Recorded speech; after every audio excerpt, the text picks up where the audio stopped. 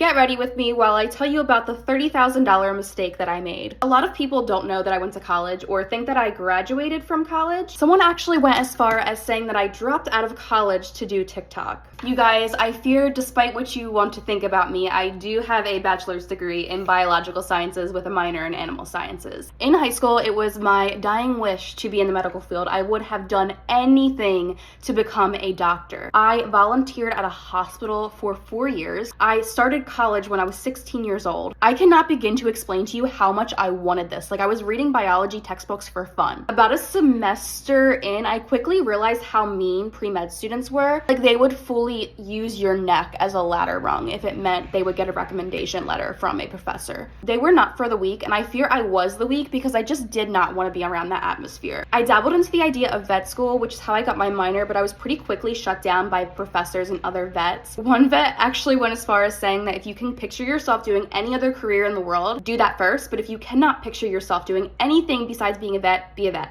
The mental health in the field is shaky, and the student loans are insane. I ended up deciding I was going to go into research, which I have like insane stories about the classes I had to take to do that. I was really passionate about, and still am passionate about, women's health and education surrounding contraceptives, which is how I ended up in a field trying to discover a biological pathway that we could intercept to block ovulation, and then eventually they could discover a contraceptive that was non-hormonal, which literally is my dying wish. I want females to have the education surrounding contraceptive and pregnancy, and also have a way to prevent pregnancy without synthetic hormones. When I came to this internship, I was a ball of fire. I was so passionate. I was so excited. I thought I was going to change the world. But slowly and surely, I became so beaten down. You think that when you start research with a lab, you're going to be surrounded with like-minded people who also care about the cause that you care about. It is quite contrary to that. It is primarily groups of men that don't even know all of the forms of contraceptives, who literally don't care about the bigger picture at all. They just want more publications under their belts. I truly felt the least feminine, the least creative. Every day I felt the exact same, and I was never made to feel good enough by my PI. Literally during the midst of all of this, I moved to Philadelphia and my eyes just completely opened the second I got here. I think the pure fact that I was so passionate and determined to become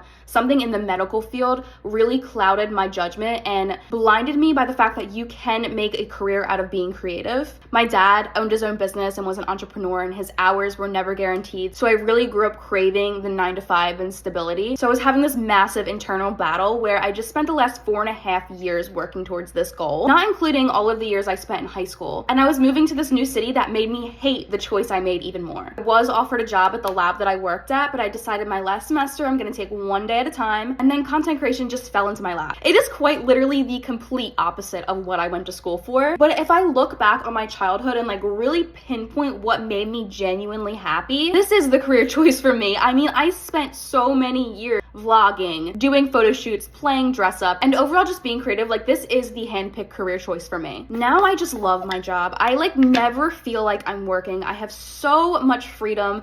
That entrepreneurial spirit that my father had, I literally am just running towards. Everything I thought I wanted, I don't want. I will always, always, always have a love for science. I crave learning, I crave knowledge, but I just crave this more. Reading a girl's blog about how she was originally pre-pharmacy, changed her mind and became a fashion blogger is what gave me the courage to change my mind. So I want you to know it is never too late. It is never too late to change your mind. It is never too late to go back to your roots, pinpoint what really makes you happy, and pursue that. I am $30,000 in student loan debt, but the lessons that I learned in college are absolutely priceless, and I would truly do it all over again if it meant I could end up right here.